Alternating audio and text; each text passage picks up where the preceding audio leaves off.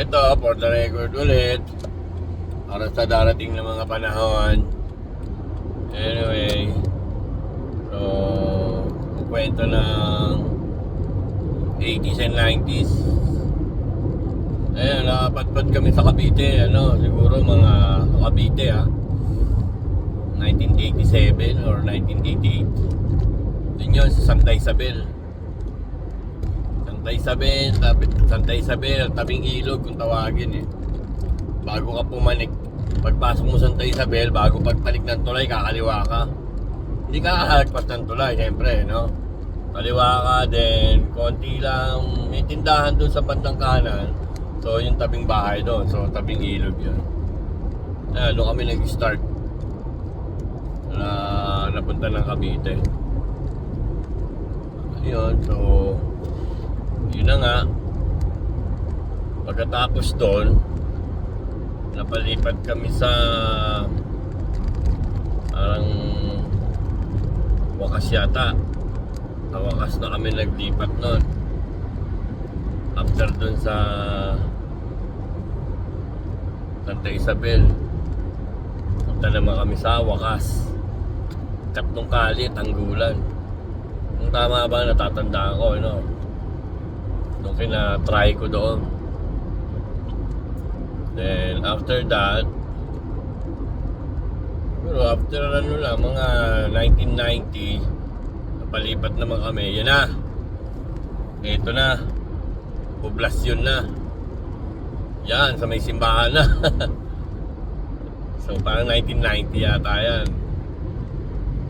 So tawag dito, doon nagsimula ang mga katropahan. Anyway, so nagpunta na kami ng poblasyon. Yung mga natatandaan ko lang naman ang nakukwento ko. Tapos mga kaibigan ko,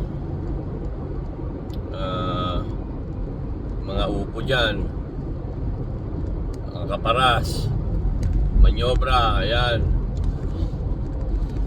Yun ang mga unang mga kaibigan ko. Tia Deli, may nagtitinda doon si Tia Deli doon sa kanto ng doon. Tapos nakatira kami sa bahay ni yung dating daw funeraria, imbalsamuhan. Doon nag-iimbalsamo noon pag may patay si Sinisal. Okay, tatandaan ko na, Sinisal. So naging bahay na siya. Parang office lang naman yata. Ewan ko, masyadong na-exaggerate yun. Pero alam ko parang office lang yun. Anyway, so yun. Tapos naging Tonjis na siya. Diba? May gym pa. Yung Tonjis, yung restaurant. Tapos naging gym. Doon kami nag-stay. So nung nakakaalam lang, ito mga taga, siyempre Cavite, mga tropa dyan. Ayan, dyan nagsimula na yung mga tropa natin. Nagsimula na yung tropang HB dyan. Shoutout dyan sa mga tropang HB, yung mga brother and sisters ko. Yes, marami sila, hindi ko mabibilang yan. Diba? So dun, nag-aaral pa ako sa yata dyan. Nag-aaral ako sa Tirona. Second year na pala ako dyan napunta sa sa poblasyon. Second year high school na sa Tirona. Pero nag second year din ako muna sa Cavite City sa pangalan nito, St. Joseph College hindi rin natapos Siguro parang first grading lang. Di ako umabot ng first grading doon sa pangalan nito, sa St. Joseph College. Di ako umabot ng first grading. Quit na ako dahil malayo Pasok ako sa umaga, uwi pa ako tanghali. Babalik na naman ako Cavite City from Kawit. So ibig sabihin umaabot is 1 hour lang yung diferensya Ganun kaluwag pa ang traffic nun. Tapos ka ng 12 PM doon, uuwi ako ng Kawit. Sa Wakas pa ako nauwi nun. Sa Wakas, kina Tirosa doon, may tindahan ni Tirosa sa likod niya. Then Tapos nung kakain lang ako doon sa bahay. Pagkakain, balik na naman. Sakay na naman doon sa kanto ng wakas. Papunta na naman ng Cavite City. Medyo nalilate ako pag sa gate. Sarado na yung gate ng St. Joseph College. Lagi akong late. Siguro late ako mga 10 minutes. Nagne-lecture na sila. Ako darating pa lang. So tapos eto na, teacher ko, Joffrey. O bakit pa? Lagi kang late. Tsaka pala yung yung bayad mo para dito sa yung bayad nga kasi pumasok ako doon, wala pang bayad. Basta sinabi to follow. To follow na lang yung bayad, basta makapasok na lang. But then, yun nga, tinanggap ako time hanggang sa umabot na ng ewan ko ilang months. Lagi na ako kinukulit ng teacher ko. Yung bayad daw, yung bayad. Parang dun yata ako na-discourage, nahiya na ako. Parang walang pambayad yata eh. Walang pambayad. Eh hindi ako nagtuloy-tuloy. Ibig sabihin, hindi na bayaran nyo, wala pang first grading, quit. Tambay, di ba? Sa wakas ako, eto na. Daming tropa doon, oh. Radam, ni Egin, mga tropa doon, Ronnie, Ulo, mga tropang wakas. At yan, mga kasing idara ko din, syempre, I'm 52 na ya. 52 na ako eh, mga kasing edad ko doon. So lahat ng tropang wakas na kasing edad ko, yun, mga kaibigan ko lahat din yun. Kaibigan namin lahat din. So, yan. Doon ako natutong anong tawag dito? Meron akong kaibigan na sinama ako. Bata pa ako nyo, siguro second year or 13 na. Siguro, bata pa ako. Bata pa yun, di ba? 13 years old. Halika, sama ka sa akin. Nag-aano siya eh. Parang tumatanggap siya ng mga kung ano-anong mga repair sa bahay ha. Ito na. Hindi ka. Sumama ka sa akin para sumipag ka. Halika dito. Ito na. Alam niyo na yan. Doon ako natutong mag-showbiz. First time ko mag-showbiz doon. Kasama ko si kung may mga kakilala dyan eh, siyempre ay alias na lang to eh, di ba? Pero kilalang kilala to pag sinabi ko sa alias eh. Pag sinabi ko yung alias eh. Anyway, matagal na rin naman yan. Di ba? Yun lang kasi kadikit ko talaga yun noon eh. Lagi kami magkasama niyan eh. Kung mayroong siguradong may makakakilala. But anyway, Twitter. Kadikit ko yan noon eh. Twitter, di ko na sinabi yung pangalan tsaka apelido. But anyway, so yun nag-ano sa akin. Introduce sa akin ng showbiz. Anyway.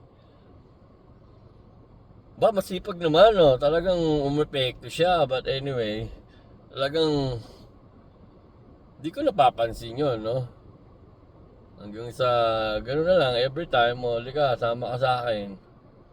Di ba? Basta siya lang yun lang naisip, siya pa lang nag-introduce sa akin ng showbiz.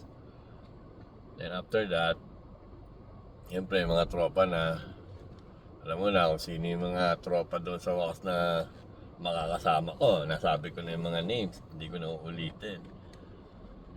Di ba? At ulit-ulit lang yun, everyday. Ayun na yun. Bakasan yan. Ang bakas namin noon, 20-25 pesos lang. So, dalawa kayo, 50.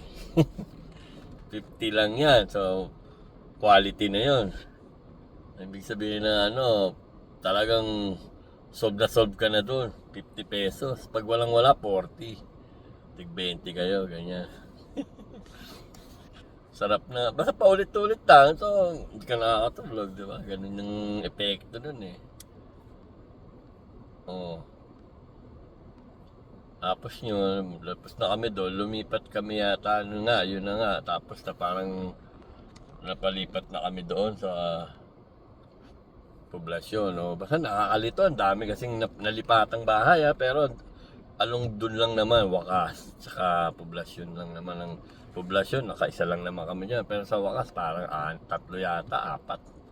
Parang mga ganun. Diba?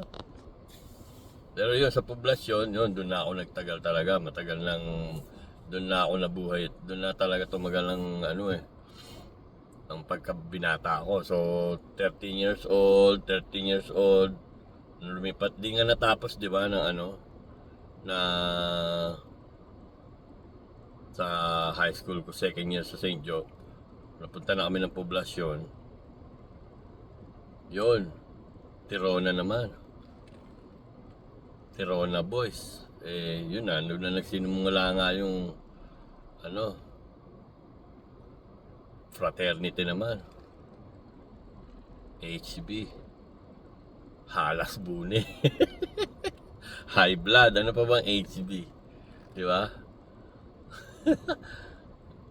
Halas Bune. Hindi, heartbreaker yon sa totoo. So, yan, napatag yung HB niya doon sa poblasyon eh. Anyway, nag-aaral nga ako doon sa Tirona. Ganun din eh, siyempre, madami kang kaaway.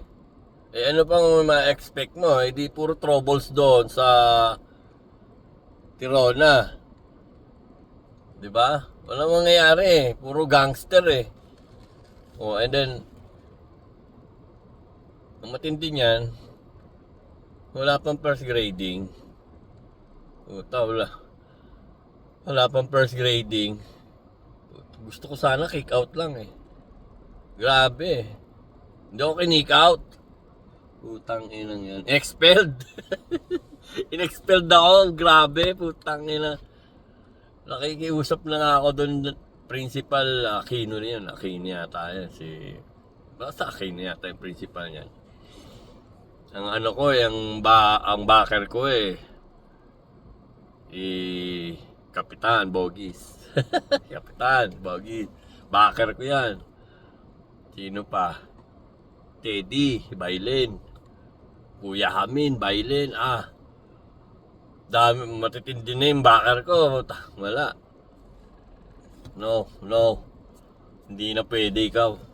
Expelled. Wala pang first grading na expelled na ako. Diyan sa Tirona.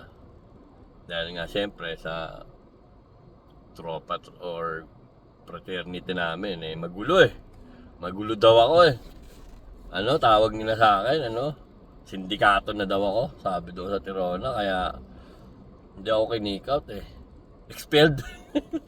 Sobra naman ang Tirona, inalis nila yung karapatan ko na mag-aral.